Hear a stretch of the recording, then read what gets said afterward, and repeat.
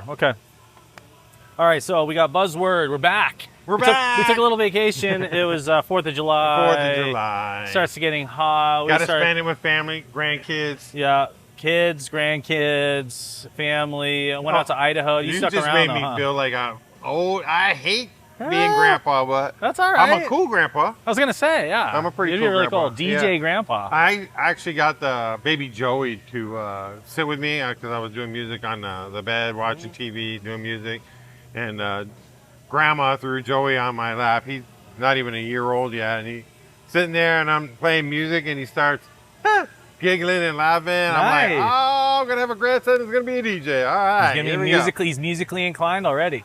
Teaching him. That's always fun. Man. Yeah, that's good. You got to pass it down. Yeah, you got to be able to spend time with your friends and family. And like, we're living in a weird world right now. The economy, the politics, the AI crap, the uncertainty of everything. It's crazy right now. It'll work out. Yeah. It always does. Anyway. So we are right now at Rickety at war. Cricket. No, we're just kidding. We're at war. We're at war. No, Rickety Cricket, Dirty Dough. Cricket, Dirty Dough. It's downtown Beale Street in Kingman, Arizona. So you can see some of the brewery stuff behind us, which is cool. It's kind of like what I like doing these like semi-outdoor ones where we're not just in the little office. We're like out and about. Venturing, meeting people while we do it. It's a fun deal. Yeah. So what's our word of the day? The word is going to be unleashed. And unleashed. Yeah. Well, a lot of people have been unleashing crap on social media. Anyway. I know. We'll get into that later. There's 3 big areas of unleash. It's the AI unleashed, it's the marketing unleashed, and the social GEO unleashed. So one of the things that, as I was looking through the notes that we pulled together, which I thought was pretty crazy. So 6 days ago, the U.S. government said, okay, you can have the Fable 5. Remember when the Fable 5 thing came out from Anthropic? It kind of got like shelved because it's too dangerous. Yes. It sneaked out. And so they had to do some like security stuff, make sure that it wasn't going to take over the planet and T2 all of us. But it's back out. So that is unleashed, right? By government. The government said, it's okay now. We've checked the guardrails. We're okay. We're okay with it. It won't break into the government. So it's from as long as it don't break into Well, government. coincidentally, when that happened, literally OpenAI released its newest models, which is the OpenAI 5.6, which is 3 different models. I can't remember what they are. It's they colliding them together? They're trying to make it to where you could pick between the 3. They did do a merge at one point, but they're trying to do 3 now separated. One extremely good at certain hard code, one at, other, because again, OpenAI, they have their image model, which is great, but they're really focusing on, I think they're trying to focus on what Anthropic does with Claude Code. Right. Because when they were doing all the video generation, just like when Meta was doing it with Sora, it sucks up too much compute. So I think they're trying to get back into the like enterprise customers. They're trying to get, they want to be your next Toast platform. They want to be your next banking platform and legal platform and medical platform. They want to get onto the back end. So they launched their really strong model. And then another thing that happened, UK banned social media for 16 and under. Say that again? The UK, United Kingdom, banned social media if you're under 16. I believe 16 and under. I'm not a politic, but the UK is falling apart. Now they don't want the kids like on social. So, that's kind of a good and a bad thing. Right. And then you got ChatGPT quietly launched advertising tools to let customers upload. We knew that was coming. Well, now you can upload your customer list to ChatGPT so that it understands your customers to create ads to them. Kind of interesting. And that all happened literally of Wednesday and Friday of last week. So, the Anthropic newest, strongest model, OpenAI's strongest model, social media getting banned. So stuff is happening really quickly. And it's like, so GPT 5.6 is the first topic. Like, do you use ChatGPT, right? Yeah. I use it for write-ups. My wife uses it for emails. I use it for blogs. Yeah. Things like that. Yeah. It saves me a whole lot of time typing it all out. Yeah. And just say, hey, this is a topic. This is how we're going to run it. Run me a blog this long with it. I give it the code. Anyway, make it long story short. What do you think, like, the average person should, like, if you have a small business, like, what do you think that they should be using AI for right now in, like, today's world? Well, like, because you have a lot, you got business clients. Now you're cracking open a thing. we all know everybody is doing it. Is they're going to print, AI is going to print you, this is how I look at it now. AI is going to print you 100, 200 images. The problem is those images still have to go in and have to be looked at by your audience. And that's the key word there. You, as a person, because the AI doesn't know which one's going to work, but you know in your audience as a small business, looking at your you're looking at numbers, all your content. And you're watching, 25-year-olds are just blowing up my area with the content I'm doing. Now you're going to throw this AI in here, you throw in it, and it slowly makes your brand cheap. Because people are going to start looking at it. You're the same damn thing. Everybody's doing it, so it's going to start looking cheap. What do you think? I think that's an important part to kind of like dive into it deeper too. Is like, you know, what so the term cheap is because you know that they're not paying for it, right? So that they're using something that's free and available, and it's cheap. So I guess an analogy of like when we, you know, before AI was when you would see people use like Canva for all of their graphics, and they would look the same because Canva always uses really similar styles. It has its own like default font that a lot of people wouldn't even change the default font. That's why you get a graphic designer, because they can take a template and switch it all around. So it's like a new era. You're right. It's like this new era of like, you know, when you decide to spend your money at a business, you know, do you want them to use the value tomato sauce that they got at Walmart, or do you want them to care about the ingredients and actually, you know, find and source good quality ingredients that might cost more, but they know that the end product is better? So I think that you hit it right on the head in the sense that like AI slop reminds people of the days of it's like a lack of investment in the business because they don't care about the quality to their customers. Let's look at it this way. They use the AI slop, or the AI slop you see now, you saw in the newspapers and you saw in the magazine shoppers and the pay whatever it is. You saw those same ads. Yeah. They didn't even work for you then. Why are they going to work for you on Facebook? Right. You know what I mean? Yep. And the sad thing is AI is only going to do so much, but you guys, as a small business, I see that the specials are always on the AI garbage. With those special words. Yes. Stop making it a special, making it an offer. Yeah. Because you're only selling to, 5% of 95, because you're fighting for that space of these people watching social media. There's some of the 95% don't even know they have a problem yet or need a need yet, and you're not expanding outside of that AI post. Simple as that. I mean, you're losing money because you're going to burn it up on the AI. You're going to look cheaper. And the case in matter, you'll start blending in. You're not going to be irrelevant. Well, it's happening right now. I mean, I say about 45 to 50% of my feed is AI stuff. I think it's if not more. It depends what feed you're looking at. I mean, we have different companies that have different feeds, but I see it. I'm like, that's actually a good point too. That a lot of people don't realize that. You know, when you run companies, like for me, you know, we have quite a few. We have about 100 social media accounts tied, you know, with 30 together. So many clients, but it's 30 different ones. So when we log into those profiles, their feeds are different based on where they are and like the pages they follow and just the content that's based around their business type. You know, like when I log into like Jersey's American Grill, I'll see cheesesteak posts from other companies that do cheesesteaks because he does cheesesteaks himself. And it's not bad for being a company to like their posts. I mean, if it's a decent post, I'm not if it's AI garbage, I'm not going to have my company like AI garbage, because most of my accounts don't even want it near. I guess that's a good question for the audience too. Maybe we can like throw up a poll question: is like, are you okay with the amount of AI slop you're seeing from local brands? Do you think it should be less? Do you think it should be none? I say dabble. You can dabble. We'll try to do a poll on that because I'm kind of curious. And that's another good point, actually, the dabbling part. So like we use certain AI in our design tools, but it's not the sole point of it. Like, so, you know, my graphic designer uses AI for iteration-based designs. Where we're using our real images and our real brand voice and brand logos and brand message points. We're using all of those. And we're actually using, what we're doing is we're actually using historical graphics. So, because we have some clients, Baron Services I've had for like 13 years. I have a lot of designs over a long period of time, and I can hand pluck the ones that I like the best, that perform the best. And I could take those and give them to my designer and say, hey, let's train our model on what worked on these posts, and then use iteration and variation with AI, with new pictures, with new content and new message points from the business.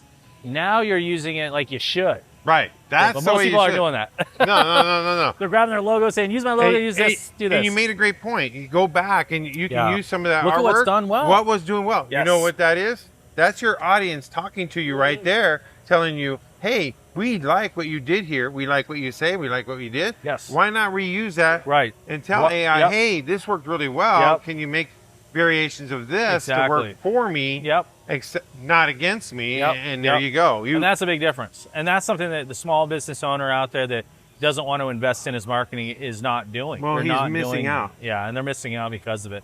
You know, I think that that's one thing that I think gets really lost in the whole conversation of what advertising and marketing is, the ROI part. Like, everybody knows the term. They've all heard ROI. Right. And when you know that the return on investment on advertising and marketing the right way will return 5x, 3x, 10x on the spend, then why wouldn't someone do it? If they would spend $500 and know that they're going to get $2,000 worth of business, why wouldn't they do it? And I think that there's just been too many kind of fly-by-night marketing companies and agencies that really did bad on people. That snake oil salesmen. I run into the same and thing. They don't trust anybody now. They don't trust us when we approach them. You know? Right, because they go, oh, we had a marketing company. We didn't. I go, well, I'm going to give you. Let me do some strategies with you. I'm going to walk you down. Not only are we going to walk in, we're going to actually help you, teach you how to look at your Facebook and Instagram and YouTube or whatever the platforms you're using. Another thing that happens that I've noticed too is not only do they kind of default to their own little method, is sometimes they'll default to the old ways. Right. They'll go back to the mailers. They'll go back to putting an ad in the newspaper. Why are you going to waste They'll go back your to money? the old way of advertising instead of the new because A, they don't understand the new. B, they've had maybe a bad experience with somebody who said that they knew the new. And then they didn't do it. Now they're just like, yeah, you know, we just had a client recently, you know, that we ran a campaign for a 90-day period, and we had good numbers. I could see the numbers. I could see the people commenting on posts. Oh, I didn't even know you were on Bank. Oh, I didn't know you were here. I could see, and those people's awareness with this particular brand equals thousands of dollars worth of potential work, and certainly over a LTV, which is the lifetime value of a customer. Right. You know, that particular industry is not 25-cent widgets. This is a high ticket item type thing. And so what happened after the 90 days? They had good results on the numbers side, I could see. But they wanted the mailer. They cancel, and then I get in my mailbox literally another postcard mailer in which I throw out with the other ones because those are completely inefficient and ineffective media. And it's not just me saying that, it's literally a statistic. Well, going off that, when you were discussing that or talking to me about it when we collaborate, and you said the mailer and you said you got one, I live in the same town. I didn't get one. I didn't get even one. And you lived at your place a lot longer than me. You know, that address should be solid. There's 50%. 1 out of 2 people are seeing you in the town. And when I pulled the 90s... For how much? $5,000. $5,000. For one drop, once a month, you know? And so I think that businesses like that they're an old industry business. That type of business has been around a long time. And they're used to doing the mail drops. They're used to doing the newspaper runs. The Jiffy Lube drop, mail drop, things like that. Things, and they dabbled with new. I think that they had a hard time measuring the new, and it's because this is the truth in advertising, is that if I run a good social campaign that is branding them, their location and their brand, so people know who they are, what they do, and where they are, and then Johnny gets a mailer, that's a reinforcement to their digital online visibility. Right. If they walk in with that same mailer, even though they recognize the brand from social, the mailer gets the credit. Of course it does, because they have a coupon on it. Right. Because they're giving something away. Ridiculous. That's exactly the biggest component. And then the second part is that when I walk into a store and say, I need something, the first question back 99.9999% of the time is That's a lot of nines. It is not, how did you hear about us? Is this your first time in? How did you know we were here? They don't ask that. They say, what's your problem? What do you need? They just don't. I mean, I don't care if you're the manager of the store. I don't care if you're the district manager of the business. You forget to ask that because that person is showing that they need something and they're willing to give their money, and so the sale is done. And that little key piece of information is what changed them from being our client to just going back to the mailers, in which they're now in a pile of junk mail in the trash like everybody else. And we have pictures. And not even going to people's houses. And not even they probably said, oh yeah, every single residential address in Kingman, and guess what? You didn't get it. And that you'd have had to get 3 of them. That's I've been in that house for almost 20 years. It's I sad. still get the shopper. It's sad. So but it goes to the trash because I really... Yeah. Oh, yeah. So back to Unleashed. Unleash. Another interesting thing is Meta just launched Muse image, which is it's free in the Meta AI app. Now. Yep. Everything's free for now. It's now a text-to-image model inside of it that you can post to stories, Instagram stories. It's got 30 new effects that it's adding into Instagram. I think what's going on, they're following along with the Snapchat, TikTok, yes, and Instagram I think so too. to keep people more on their filters, platform. More effects, more fun things. We're going to give you the editing tools to make you look like the guy, the big guy. The funny part is you guys are trying, the guys that are using AI so much on their campaigns, if you look at your campaigns now, the guys... corporations are switching back to the old ways. Original pictures, original, and even old videos they're throwing in. And this is to show you the that only way they can stand out. You know, it's easiest to stand out when you're doing things different. Just like Apple back in the 80s and early 90s, think different was what their motto was. Right. And that they decided, like, in a world of very similar message points, they were going to do it differently. And like that is the oldest adage of advertising and marketing, is Steve Jobs' ability to differentiate that company selling something boring like a computer and making it really interesting and cool, right, all the way up through the iPhone, which we all have and use and love today. I think that advertising is following along those same lines. If you start looking like everyone else, how do you become an outlier? I think what's happening is we're losing expectation of what the product is, because now you're just selling a product, or even in the apps. They're trying to keep you in the app as long as they can, because they're feeding their Your algorithms. attention is money. Right. Your attention is their advertiser dollars. Boom, boom, boom, boom. You know, and come to find out, some of those Meta ads, I don't know if I'm going to get blocked, but some of those Meta ads are ending up in games. Oh, I know, yeah. Why is my money going off the platform? You don't even have to ask them. They're just doing it automatically. Yeah. So I feel that the games are a bot. Oh, yeah, for sure. That's a bot sale. You're never going to get anything out of a bot sale. No. You think that a banner ad in the middle of a game that you're playing and paying attention to, you think that's going to do any good for you? No. It's like the old days of, really commercial ads on TV. Like, people don't care about those. They're watching a game. They're listening to the radio. They're not wanting to hear the ads. And there we go to paying for your social media because you don't want to see the ads anymore. Right. Yep. All right. Next up. See, nailed it. I know. Next up was Muse Spark. So Muse Image was the first part. Muse Spark was the second part. What is Muse Spark? 1 million token context window, computer use across desktop, browser, mobile. Let's talk about the cost of AI and some of the tools we use. I mean, I'm spending what, $600 a month on some of the tools I'm using. Yeah. None of the stuff you see is posting. Most of it is all wording or throwing my ads into the AI and saying, hey, analyze these. And this is my audience. What do you think is going to work? Well, even our podcast, right? Yeah. This is built by Perplexity, which basically pulls in all of the models, and each model is good at certain things. And my way I like the podcast to be is I like it data-driven, and I want it to have sources. So you'll notice that every slide has the source links. That way, if you back check, you question it. This one's from CNBC. This is from Gigazine. This is from Reuters. So all of the data is pulling in. Now, for me to do the homework, literally, on a podcast just like this is just grabbing these things.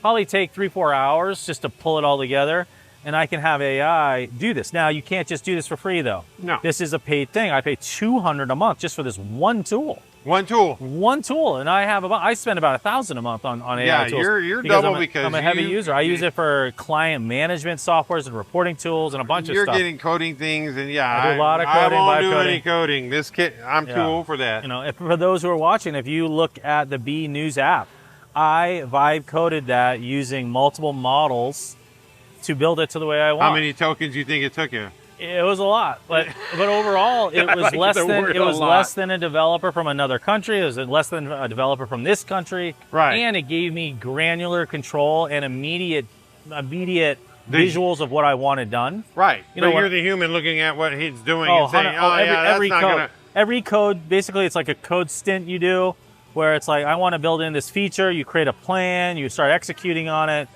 you test it in this virtual environment. If it's not working, you fix it. And so it's helping generate the code, but I'm helping direct to where I want it, what I want it to look like, what colors and border radiuses and everything. Everything you see in the B app is on the most modern app building tool called React, but it's coded with a Claude Code assistant with me at the helm. It's pretty cool. So you're using your AI tokens to not have to go outside to go get those contractors to build something for you. They build it behind closed doors. They then show me. I then have to send another request to change and wait a week and a half. Which takes about 4 to 6 to 8 to almost 90 days before you get this whole thing. Where right now, if we pay out our cahoots, I was going to say pay out the ass for some of these tools. Right. We're getting it done faster for the client. Faster, less expensive, and like way more control over every part of it. Every part of it. If I want something to look different, I can make it happen. So you're not letting AI take over? No.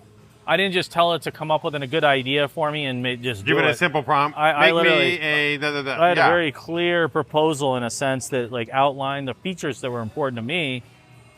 The styles, the look, the features, the database management, for someone who can look at the app and not have to log in, but if they want to be able to maybe submit a deal because they're a small business and they want to, Wing Wednesday deal in our app, sure, but you have to just register so we know who's posting it in there. So we have a way to follow up with you with your email or phone number in case that there was something written wrong on it, or maybe you tried to put in a nefarious deal, like illegal content. It comes to me, I have to approve it, so I know.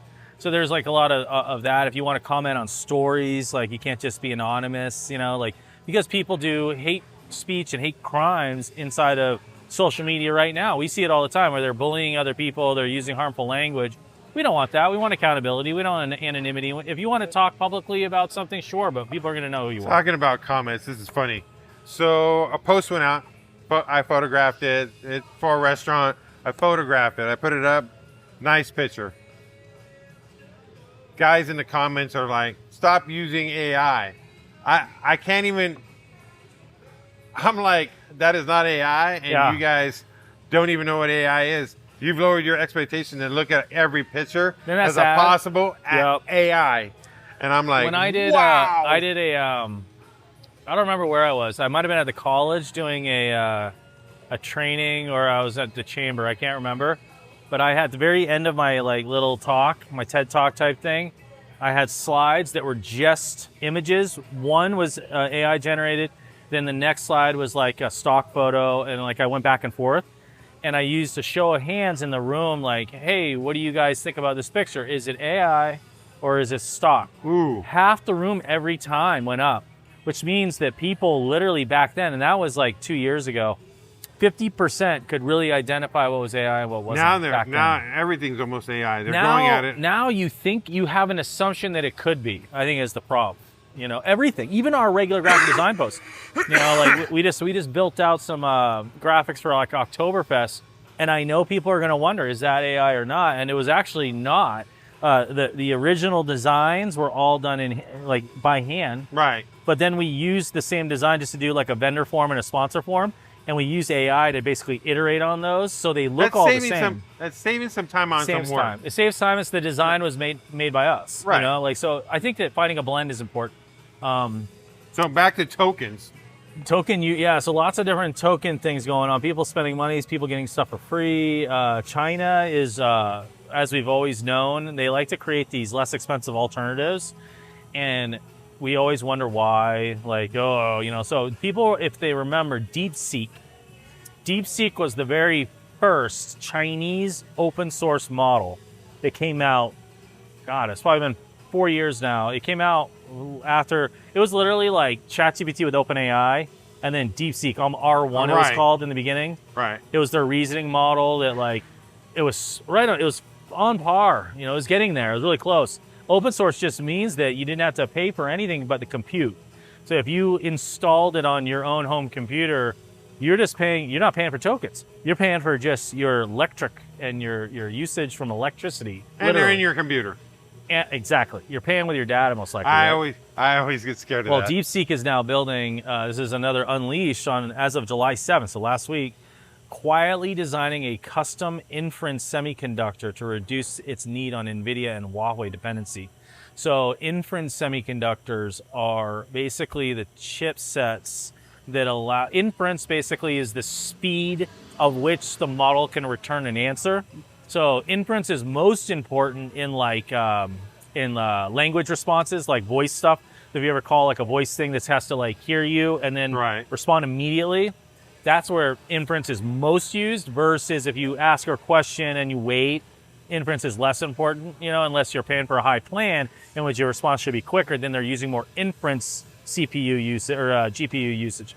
So DeepSeek is now, what's happening is we're having a bottleneck of chips, right? Because there's only a couple of different ones. Even Google is making its own. OpenAI has been talking about it.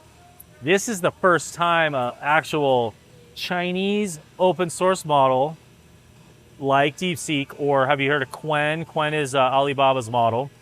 Yeah, they're actually going to be building their own. And one thing that we all know about China is that they're extremely good at manufacturing. Yes. Because they have, unfortunately, poor labor laws over there, so they get really cheap manufacturing, and so they undercut countries like the United States. And so there's a danger, in the world, this unleashed buzzword. It's like, well, what if DeepSeek, a very strong open source model, makes its own chips where we have no way to stop them or slow them down, and they are no longer dependent, and they can literally just go to town and potentially create an AI in which Elon Musk predicts the future of AI will start to, it'll be a lot like Darwinism.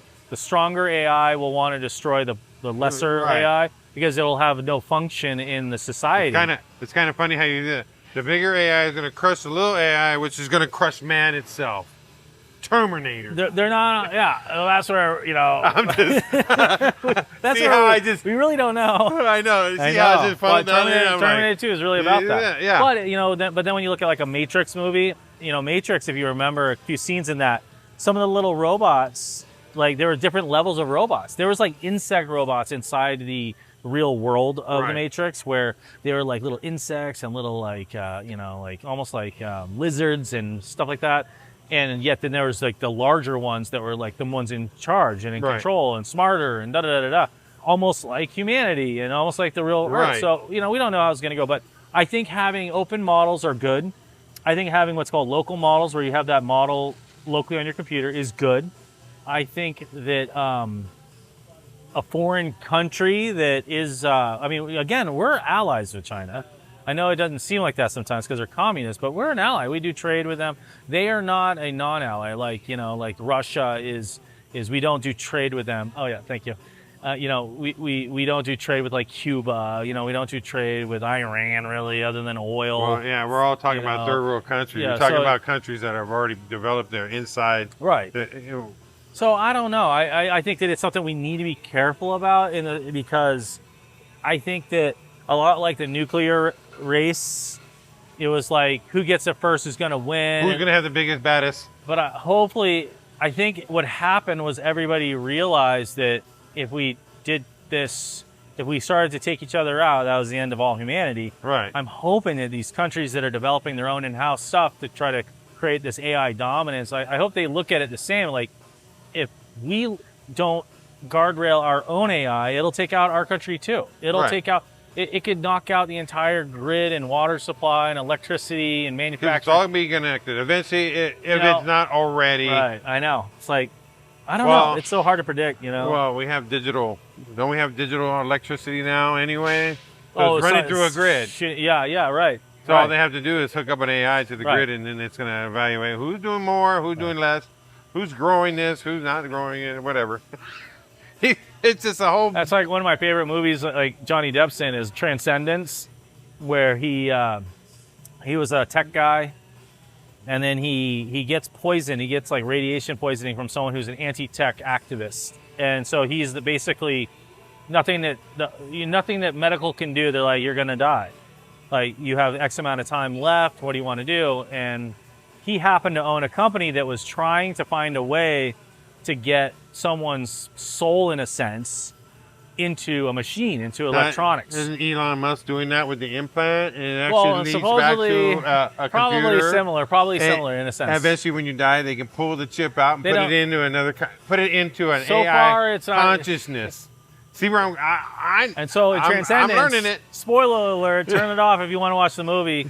Eventually he dies and they're able to get his consciousness on the machine, and he ends up being able to consume all the information of the world. And, spoiler alert again. What is the name of it? Transcendence with Johnny Depp. Is that on Netflix, or is that I think I had to buy it on Amazon, like Prime or whatever, like $10 or $15. Can you send me that link? Yeah. I'd like to check that out. Dude, it is so good because I think we're gonna have this conversation. We already people who like really pay attention to AI, and like I watch a lot of I know AI we're podcasts. getting kind of geeky now. Yeah, but there's this conversation of like, what is consciousness? What is the soul? Where does a point of having rights come into play for individuals, like in the womb? Again, it goes all the way back to like when you're pregnant, abortion rights and all these other things. There's this tie-in of like, when is human consciousness? When does someone have rights to things? Human rights, And is there more than just human rights? Is there just like rights can't just to be alive? kill a robot. Is there just alive rights? Like, you're alive and you're aware. Human. A tiger isn't human, and we don't just go out and kill them all. There's animal rights, right? So is AI going to have AI rights, and when will that moment be? So that conversation was in Transcendence, is this really him? How do we know it's him? Maybe it's just a mimic of his personality. Maybe it's just a mimicking. And it was like this moral fight of like trying to be like, I don't know. You don't know until the very end of the real position of the entity.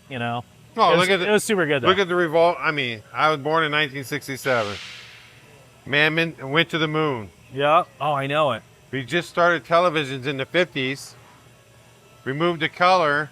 It got 4 channels. And then from here, I'm turning almost 60, and I've watched the whole. The X. Yeah. Generation X saw it all revolve. Some of us are embracing it. Well, Yeah. I have to because I do music and content, but Yeah. I'm kind of embracing You're watching it. it fly by, and it's like. And I'm seeing some of my friends not catching. I'm like, dude, this is happening. Nah, that's not happening. Yeah. Yes, he's putting implants in their head, and they're actually doing it. Yeah. And pulling. They're not only getting information, but they're pulling information at the same time to teach the AIs how to. That's what Elon talks about with Neuralink. He talks about in the beginning, it's to remedy medical issues that can be solved by micro, electrical signal management, but it's not like that optical and eyes and hearing and stuff. But he does see a point of where you can tap in. He's there. Yeah, he's you can tap into some better skill sets or better learning abilities and things. See now. Oh, like get an implant and be a genius. Remember in the Matrix where it's like, how many tokens is that going to take? I know. Remember in the Matrix, it's like, I don't know karate, and then all of a sudden he's like, I know kung fu. Right. And it's and it's like now he knows kung fu. But there'll be a point where, do we even care to know that stuff if we already have Are we even going to be around? I don't know. It's happening pretty fast. Yeah. I'm going to see the whole evolve and the takeover all in my lifetime. Oh, no. Seriously, dude. All right, here's a few more little talking points. Apple sues OpenAI. So that just recently happened. Apple sues OpenAI? So Apple and OpenAI tried to create a partnership about 18 months ago. They were going to work together on creating, I'm guessing, Apple Intelligence, which is the horrible, the Meta AI. That's been going well, right?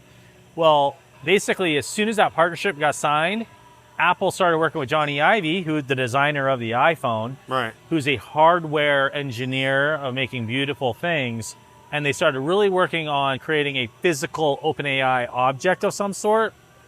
Well, apparently Apple found out that some trade secrets or design ideas that were proprietary to Apple have gone to OpenAI, so they're now suing them. Google, Microsoft, Agent Protocol. There'll be a whole different category for law. That was kind of when it boring. comes Oh, I know. Yeah. the whole category is going to change. Zero-click reality. We've talked about that a few times. Here's another one. Here's some more stats. Oh, that's just it's you only have 1.7 seconds. You know that's the statistics now. 2/3 of Google 1.7. searches end without a click. So 2/3, so 66%, right? AI mode, AI overview, and featured snippets absorb answers before the user even reaches the website. So they're not even clicking because they're getting the answer, okay? 90% of consumers use that model to discover brands. So yeah, so we're seeing it. So like, if they're just asking what your phone number is, what you have, we're at Rickety Cricket. What do they got? And Is Rickety Cricket open today, and what does their menu look like? Instead of going to their website to figure all that out, the model is pulling all the information in the overview for you, so you don't have to click on the website. So make sure your bios are written correctly. Your bios, your menu, your information is all written in a language that the model likes. Yes. And clean. Clean. So that is a big thing. So SEO, GEO, AEO, all that shit is coming together now, and it's becoming more important than ever because AI is going to be used just as commonly as Google search. Like, I remember like when people started saying like, oh, just Google it, and like, just Facebook it. Now you can just ask Facebook Google. Facebook me. Remember the Social Network movie where it was Mark Zuckerberg and I can't remember the other guy's name, his partner, and they were at like a conference and someone's like, oh, just Facebook me, and Zuckerberg looks at the other guys just like, I can't believe they're using that as like a term, Facebook me, because it became such common language to do that. Google, same thing. So I mean, Unleash, there's a lot of shit happening really quickly. Most people, they don't really have to pay attention if they're not a business owner and they're worried about things that are happening. If they're just working somewhere, I mean, I would pay attention because your employer has to worry about it. But I think that the world is moving so fast. That's why this term is so important, because it's like everything is coming out so quickly. Kind of like when I said Fable, like within a week ago. Oh, Fable comes out with a new It's overwhelming. It is. And for a small business owner just trying to do his books, make sure food orders in. Yeah. And now I have staff, employees, staff to be paid, deal with drama at work with all your staff. Yep. And then we have social media. Where do you put that? That's 5. Yeah. I'm sure there's more. Oh yeah. There's a lot more going on. Yeah. But then you throw in social media. You have AI. Let's print out a bunch of those fake things and let them do it. Yep. I say if I can't pay for myself and make you a profit, that's why I call myself a profit engineer. Right. Using this methods that we do, then you don't have any stress on you, so you let go. Right. And let it do its thing, and you're going to hear the customers come in. Oh, I saw you on Facebook. Right. Oh, I saw that meal. Can I try that on Facebook? Yeah. You don't even have to ask anymore because the customer didn't give you a like or a button hit, but they sure saw it and they're coming in, because I can vouch for the whole not clicking because I can get I've had a couple get 22,000 views on it. Lasted click rate off was something like 4 seconds. Yeah. Pretty decent. Yeah. 4 seconds, 5,000, but my interaction was only 22. Right. I'm like, okay, they're not hitting. Eventually, those buttons at the bottom will probably disappear to save up data space. Right. Yeah. The links and all the other stuff. Right. Yeah. Where it's just one little. This is what you get unless you click. I want to see more. Which people won't take action. No. They'll just trust what they get for results. Yeah. Finger through it. Yeah. Yeah. Changing world. Let us know what you guys want to see out there. So what was the thing that we poll? The poll. Let's focus on the poll. Do you want to see? Do you think that it's okay, the AI stuff that you're seeing online? Do you want to see less of it, or do you want to see none of it? No more AI slop for small businesses. If you're a local business, create localized general content, or at least it's not identifiable as AI. It's not. You're going to stand out. You're going to make yourself look. What do you guys want to see more of? And we'll let us know in the comments. Yep. All right. Until next week. Peace.